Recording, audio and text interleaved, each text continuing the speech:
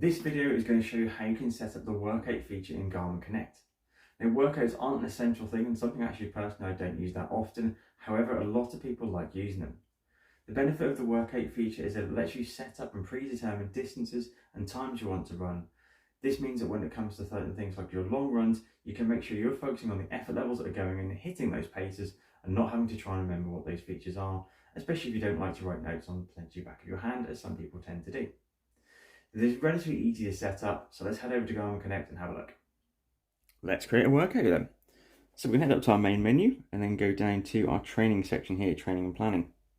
From here we select workouts, and you've got a multitude of options for creating different variations and different sessions you want to go with. We can ignore most of what's here, although you can see I have programmed several workouts on my own Garmin Connect over the last couple of years. Let's go back up to our main menu at the top here and we're going to create a workout. So you can select different types of workouts, so you can create runs, bikes, swims, and any other session type you want as well, in as much detail as you wish. However, we're going to focus on our runs here. I'm not going to show you all the different settings and different names and things you can do, as those will be relatively self-explanatory when it comes to using it yourself. However, I'm going to show you the main features of setting up the workout. First off, I'm going to head to our warm-up. So you can set this in lots of different ways, and again, you can change the step type here. Of the distance though, we're going to keep this as a warm-up. So from here, we're going to add into duration type. Now you can set this by, as you can see, time, distance, lap button press, calories, or heart rate. In virtually all of the workouts I've created, I've kept this as a lap button press, purely because I have my auto lap feature set up to auto lap at 1 mile anyway, and I generally do 2 miles or 2.5, in which case it's fairly easy, just lap button press and we're good to go. So we're going to stick with that lap button press here, and that's fairly straightforward. However, if we wanted to go in, say, distance, we can then set this up by points of a mile, 1 mile, we can go there, or you can do in kilometres if you wish as well, or metres. So let's go back to 1 mile for our warm-up in this instance. You've also got your target type, so we can have different intensities. So you can do it by pace, so when you've reached a certain pace, that's your warm-up done. Do it by cadence, heart rate, custom heart rate if you're using different heart rate ranges, power zone, which can work quite well if you're using something like a stride pod or something similar, or custom power range, again using those same type of things. Generally I would say no target, because you know you want to be running at a fairly steady pace, and that will vary a little bit depending on which direction you're running in and the type of session you're going to be taking part in. From here we'll go back into our main section, so that's our warm-up created and we're ready to go. Next up we're going to go into our run effort, and again similar settings here exist, so you can do your step type, which is going to be run, cool down, rest, recover, or other. In this case this is going to be our workout effort, so this is going to be one of our running hard sections. We have the exact same options for distance, duration type, so we can do distance, time, lap button press, calories, or heart rate. Again, we're going to keep this with distance, and I'm going to have a 1 mile effort here. Target type, again, you've got all those options of paces. But what I'd say is the best thing, easiest way to use it is to actually add notes. So say, for instance, we wanted to run this at a marathon pace, for instance. So simply type in marathon pace, hit done, and then when you see this on your screen, on your watch, you'll see that says marathon pace on your notes. Based on previous runs, it will also come up with some suggestions of time. So it says here, for instance, estimated time 6 minutes 30. Now at present, I definitely hope that's not the case. However, that's sometimes a useful feature. The other thing we can do, which is what we're more likely to use, is add a repeat. So this is when we do interval type sessions, for instance, 10k, 5k, or something similar. You can do repeats of this, so this is your work effort, your recovery, and how many times you then repeat that section. We can change lots of information here, with the repeats being anything from 2 to 40 repetitions. We change this here to say 5 reps. We can then change again the same settings here. So 1 mile, we're going to do 5 1 mile efforts.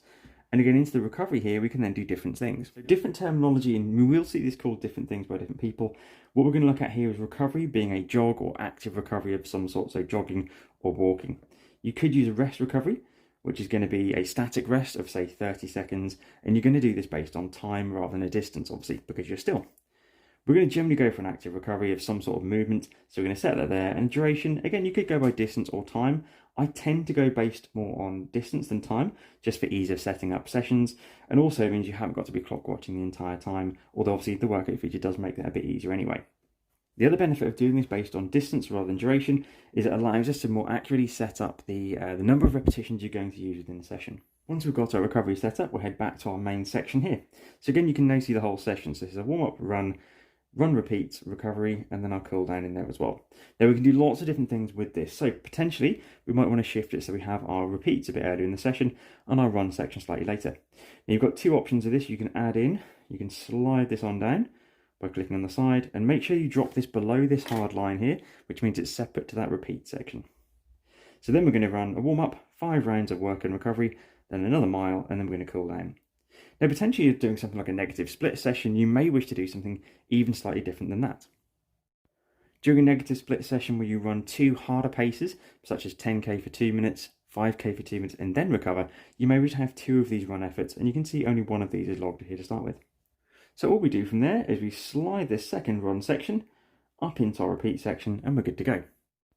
So now we have 5 rounds where it's 1 mile hard, another mile slightly harder, or at a different pace certainly, and then our recovery mile as well.